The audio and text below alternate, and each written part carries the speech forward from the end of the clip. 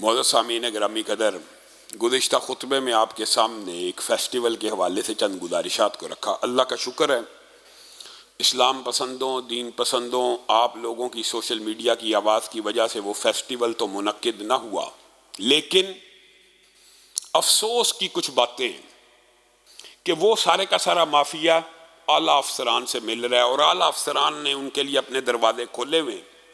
ان کو یہ بھی نہیں پتا ہم عورت کو ویلکم کریں کہ مرد کو ویلکم کریں۔ اللہ کے بندو، ہمارے معاشرے میں یہ جو ایک خاص طبقہ رینبو فلیگ والا آ گیا ہے، یہ معاشرے کا بیڑا غرق اور جنازہ نکالنے کے لیے کافی ہے۔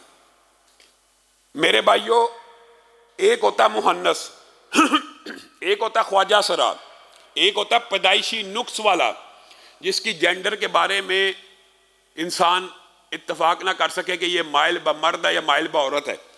اس کے لیے شریعت کے احکامات واضح ہیں۔ اگر اس کی جسمانی ساخت خد و خال مردوں جیسے ہیں، وہ چاہے مکمل مرد نہ ہو، اس نے ساری زندگی مردوں کی زندگی گزارنی ہے اور مردوں میں رہنا ہے، اور مردوں کے احکامات اس پہ لاگو ہونے ہیں، اور وہ عورتوں میں نہیں جائے گا۔ اگرچہ مکمل مرد نہ بھی ہو، عورتوں میں نہیں جائے گا۔ اور اگر عورت مائل با عورت ہے، مخنث خواجہ سرا، کہ اس کی جسمانی ساخت عورتوں جیسی ہے اور نسوانی خد و حال ہے، وہ چاہے مکمل عورت نہ ہو، اس نے ساری زندگی کہاں گزارنی ہے؟ عورتوں میں گزارنی ہے، پردہ کرنا ہے، عورتوں کے احکامات لاگو۔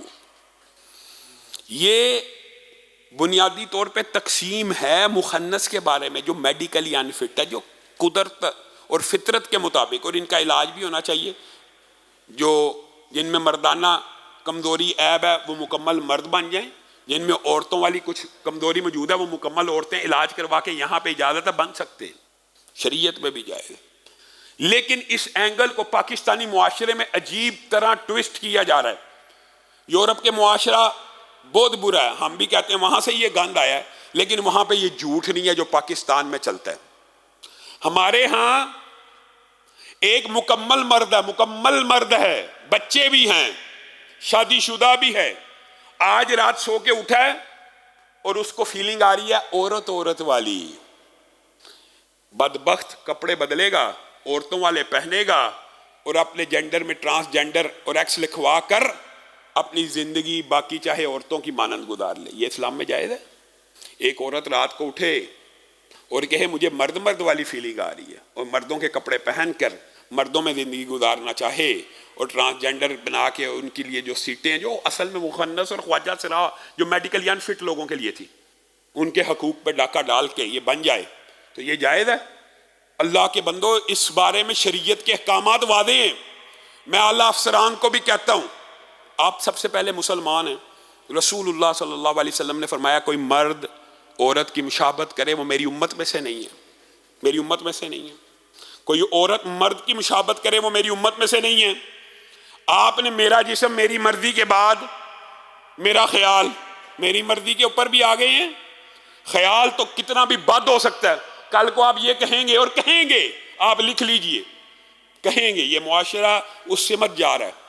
یہ کیسی بد خیالی اور بد بختی ہے کہ یہ ایک مرد کے جی مجھے عورت فیل ہو رہا ہے، اور آج کے بعد میں نے عورت والی زندگی گزارنی ہے، عورت کے میں نے آج کے بعد مرد والی زندگی گزارنی ہے۔ میڈیکلی عورت ہے، دل کے اندر یہ نفسیاتی بیماری ہے۔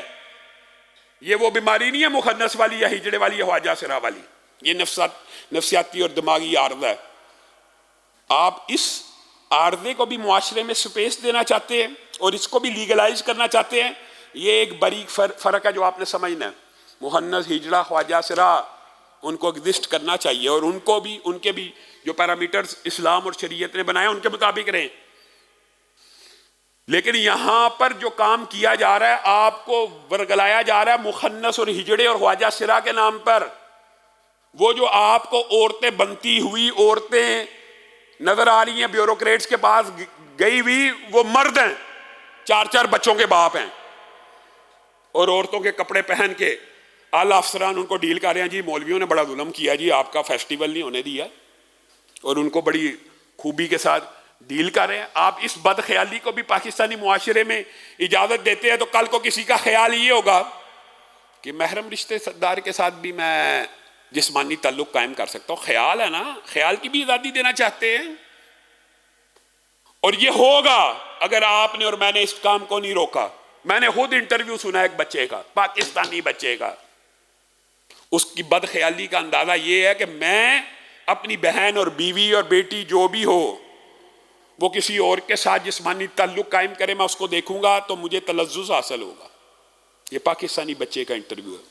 اور اس سے کہا گیا آپ واقعی یہ بات کریں اپنی بہن بیوی کے بارے میں؟ کہا یہ نارمل بات ہے مغربی معاشرے میں. ایسی بد خیالی پاکستانی معاشرے میں اس کی بھی اجازت آپ دینا چاہتے ہیں؟ بد خیالی کی اجازت نہیں ہے, مادر پیدر آزادی کی اجازت نہیں ہے. کوئی عورت ہے تو عورت بن کے رہے, حجاب اور نقاب میں رہے, بے پردگی کرنا چاہتی ہے کرے, لیکن اس کو مرد بننے کی اجازت شریعت میں نہیں ہے, اسلام میں نہیں ہے.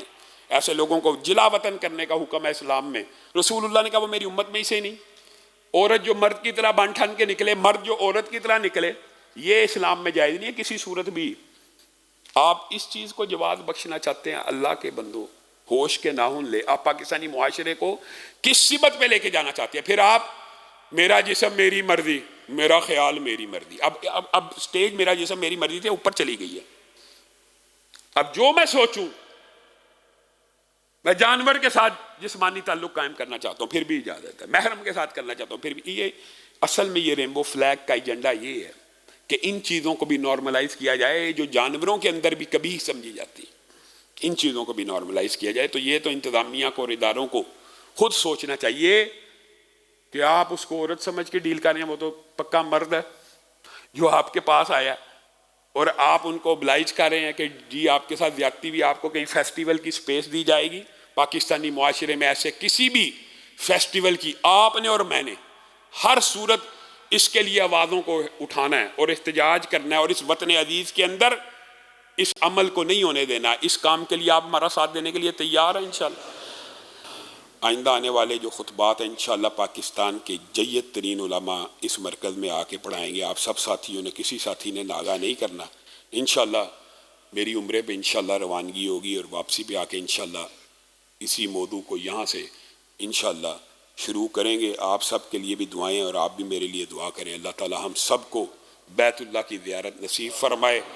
انسان جب بیت اللہ کے سفر کی طرف جا رہا ہوتا ہے تو دل کی کیفیت بہت زیادہ عجیب سی ہو جاتی ہے, اور اس کیفیت کے اندر جب بندہ سوچتا ہے یہ سیرت کے واقعات بات آئی ہے تو کہہ دیتا ہوں کہ ہم 1 سال 2 سال کے بعد عمرے پہ جائیں, ہماری کیا خوشی کی کیفیت ہوتی ہے اور شوق و رغبت ہوتا ہے. اور وہ رسول جس کو مکہ سے نکالا گیا, جب وہ فتح مکہ پہ آ رہے ہوں گے تو ان کی کیا کیفیت ہوگی. اللہ رب العزت ہم سب کو اپنے گھر کی زیارت نصیب فرمائے. سبحان ربک رب العزت عما یصفون وسلام علی المرسلین والحمد